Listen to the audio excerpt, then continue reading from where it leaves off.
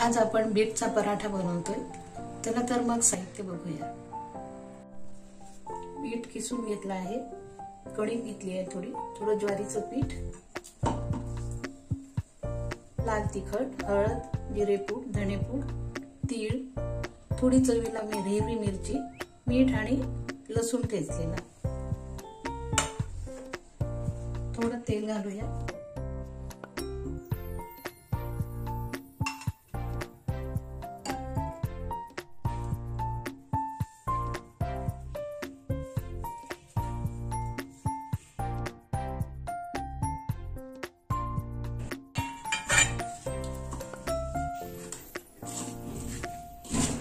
यात पाणी घालायची गरज नाही, लागलं तर थोडंसं घालावं लागेल।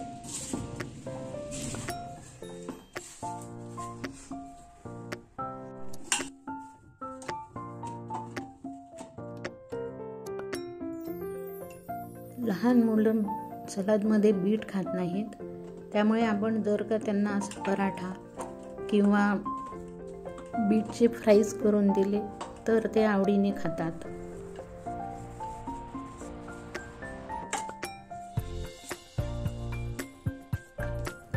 लहान मुलांची काळजी कशी घ्यायची या व्हिडिओमध्ये मी बीटचे फ्राईज दाखवले आहेत, ते तुम्ही नक्की बघा।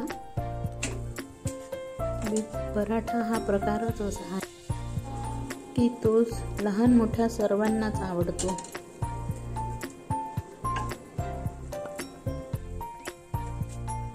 मी पराठा शेकताना तव्यावर तेल टाकत नाही, तुम्हाला हवं असल्यास तुम्ही टाकू शकता।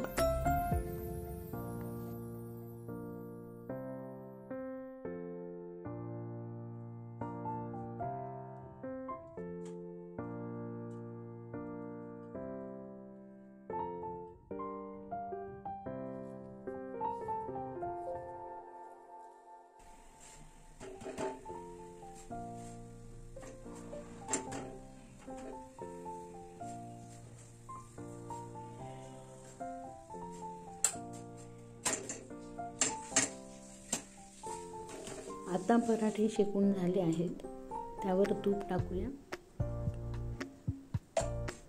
दोन्ही पराठ्याला खालून वरून तूप लावलं की थोडे मऊ पण राहतात, कडक होत नाहीत।